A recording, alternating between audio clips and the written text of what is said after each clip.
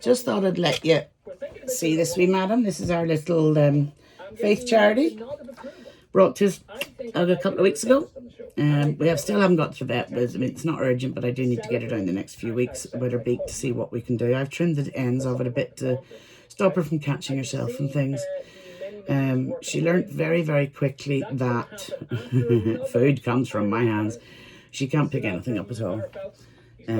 So I feed her every day, 3 times a day. She gets her feed.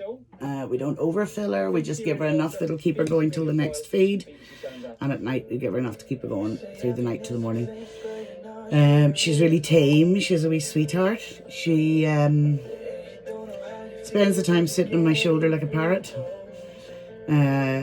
She's, excuse the state of me, I'm absolutely shattered. In fact, I've been through this whole video once, but I forgot to press record, so now I having to do it again. She spends the day sitting on my shoulder like a parrot. And Nancy and Alyssa here were with another wee deformed beak, one of their own, yesterday, and another girl for me to look at. And this thing wouldn't stay on the floor. She just kept jumping up onto their shoulders and into their arms and all around the place. Oh, we're going wobbly on the phone here. There we are. So, yeah, she's very tame. Aren't you, Faith? She learnt very quickly that fingers mean food. Didn't you, darling? What are you doing? Are you a wee bit stuck? Do you need some water? She can drink on her own, but while I'm feeding her, because I'm aware that these are going down as lumps, we do like to just let her have a wee drink, and she's very good. You know, in between, she just put a wee drop in just to moisten the tubes. Come on, you. You know the drill, don't you? There we go, that'll get that lot. Anything that was stuck, that gets it washed down, doesn't it? You ready for another bit? So in A&E at the minute, we have, what have we got in here? We've got a turkey in. I'm going to have to try and get down to Barry with its foot in the next week or so. I've been treating it here, needs to go back down to vet. I have a hen that, during that really wet weather, for some reason 3 roosters started to attack her. Now, I don't mean attack her and trying to mate her. I mean attacking her like she was another rooster. You know, like she was a foreign rooster. So we had to rush out and grab her, and she was she was thick with muck from the ground. I mean, they really had her trodden into the ground. So I think she's had a bit of a knock to the head because her balance is a wee bit off at the minute. She's fine, like she's eating and drinking and she can walk, but she's a bit wobbly. So she's on anti-inflammatories in here so she's not jumping around too much. So that's the turkey, the hen, and then the only one we have actually in a cage at the minute is a gull that came in yesterday. Well, came in the day before, but I asked the people to take it straight down to the vet. I can't remember what it was now. I've got a note. There's some reason it can't use it. It's not standing. I think it busted its wing, which will heal on its own. But it's thin, needs fed up, needs a good feed. And one of its legs isn't working at the minute, which I think could be nerve damage from maybe glancing off a car or something's hit at her. In this country, you don't want to think of what might happen to it anyway. So, there you go, darling. Once I know it can walk and before it can fly, it will go out to the back of my dog run, which we don't use anymore. Well, when I say we don't use, we use it for wildlife now. It's a great area because they can practice their flying safely and the cats can't get in, nothing can annoy them. So out there, I released, what did I release the other day? Steven Seagull was released the other day. Did a brilliant release. I didn't get it filmed because it was just me, and it's very hard holding a seagull that's trying to grip onto your finger and release it and film it all at the same time. So he did a brilliant release. It was so lovely to see. He just straight up into the air and flew off, did like a circle round to say, haha, I'm away. And he was brilliant. We took a wee pigeon in from the vets. Must be a week ago now. Had been got by a cat, had a lot of puncture wounds, but they were healing really well. Finished its course of antibiotics, and the thing was desperate to get out. It was like a wee street pigeon, so it was released as well. You're a minx. So today I have the 2 wood pigeons. Oh, all right, do you not want any more? Okay, I know. Come here, it's stuck in your mouth. Here, look, stuck there. There we go, stuck under your beak. I don't think you want it, do you? Do you want it? Oh, you do want it. Okay, okay. Yeah. It must go in to get done. There we go. So this morning I've got an adult wood pigeon. I don't know the girl's name, but if you're watching, you're the girl that goes for the long walk around the back of the army camp in Lisburn and does a big square or something around there. And is it Sheepwalk Road or something like that? I can never remember the names of things. He phoned me, and I went out, picked him up, got him down to the vet. Had no tail, couldn't really walk very well and couldn't fly. Doing brilliantly. I had his course of antibiotics. It looks like it was either, could have been got by a cat, dog or anything, but lost its complete tail, so it also could have been just hit by a car, you know, its back end, and it just lost its tail. So it's still doesn't have a tail, but it's flying really, really well. So that's been released today. We have a juvenile wood pigeon that came in. That had, I'm so bad I can't remember. That had fallen from BBC Radio 4, you're listening to the Colin Phillips Show, and you're about to hear a live song from Paul Casey. Fallen from somewhere, maybe, possibly. Anyway, it's now flying. All its wounds are healed up. No breaks, no nothing. So it's away. It's going out this morning. And we still have Hugo. Hugo, the herring gull, has been in here quite a while. Been in here since he was a fluff ball. Do you want this? So Hugo went back down to the vets the other day, another x-ray. Now, one of his wings seems to be perfect, flapping. I mean, he flaps them both and does the jumping up and down trying to fly, but doesn't get anywhere. But his left wing, I think it is, you can see there's a bit, the muscles and everything aren't as pronounced as they are in his other wing. There's a sign of old damage there, possibly to the growth plate as he was growing. But it's all healed now, so the vet says give him another 6 weeks. And if he hasn't been able to be released by then, to take him back and they'll have another look at him then.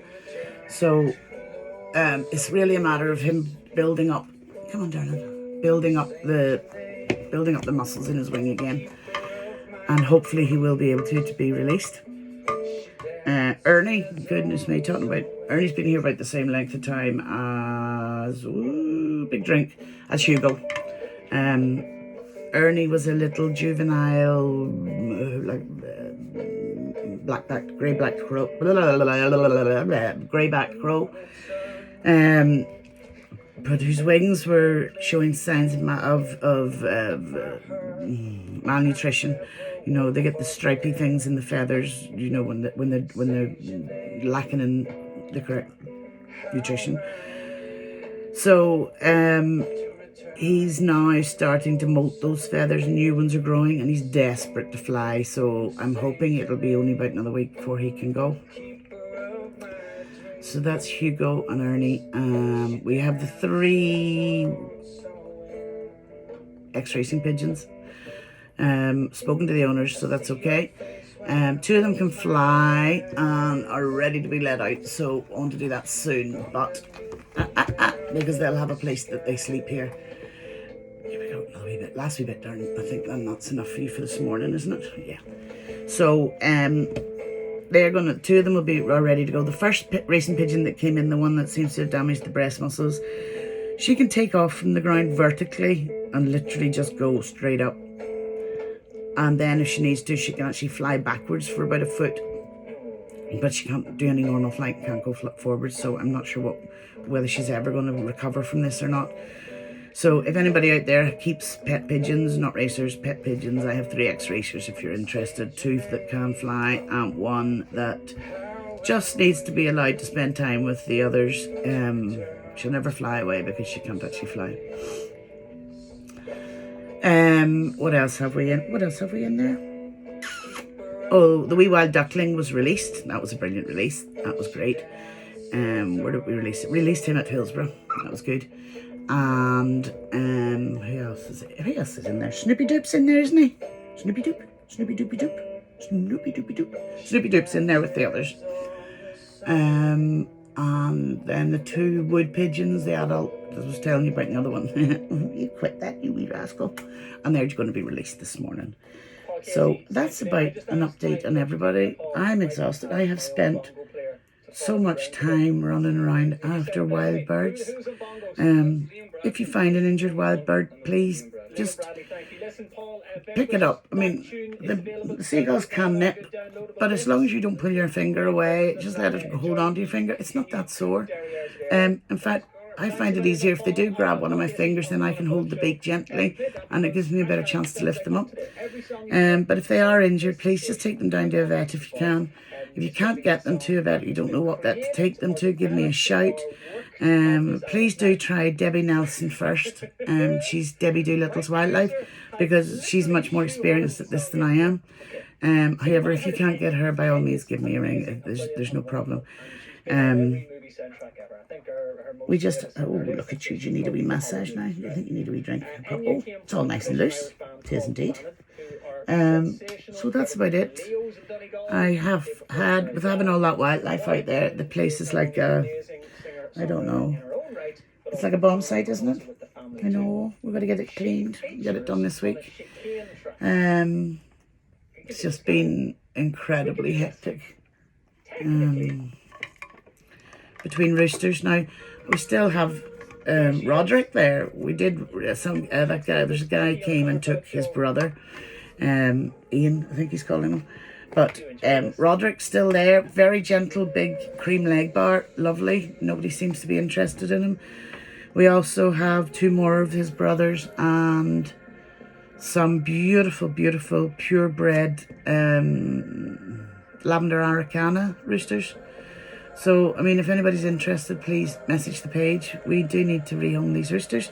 We also, on top of that, if you're looking for any little small roosters the size of a wee pekin or something, we have plenty of those that can, for rehoming. We've got a lovely little boy, Red. He's sort of a bit bigger than a pekin, but smaller than a red hen.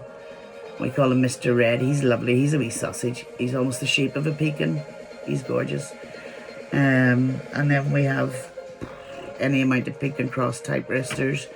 We've got a lovely white silky rooster.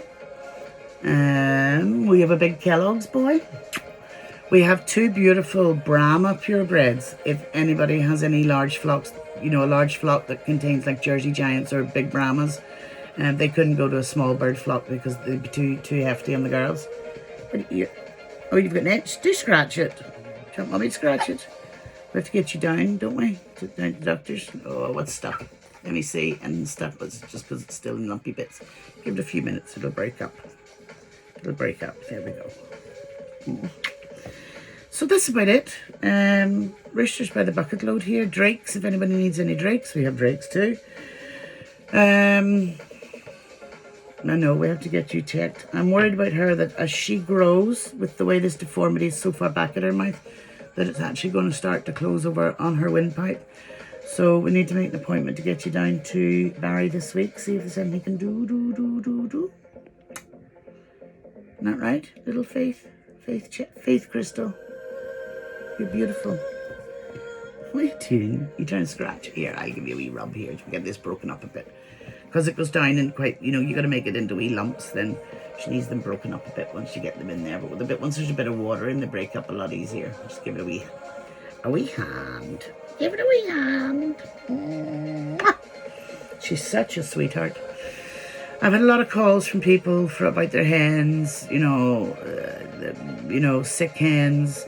This is the time of year now your hens are likely to catch anything's going around because they're all starting to molt now. So this is going to hit their immune system a bit. So now's the time to get them onto a good tonic. Recharge by Natural Animal Health is a brilliant one. Natural Animal Feeds do another one. What you call it? Lifeguard.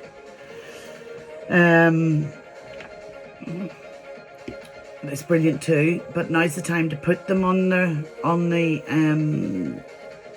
supplements to just support their immune system while they molt and all the rest of it. So do keep an eye on them. All hens molt differently. Some will drop every feather and look basically naked. Others will only do a few. There are some, while they molt, will not eat very much or anything because they just feel so shit. So just keep an eye that everybody is actually eating when they're molting.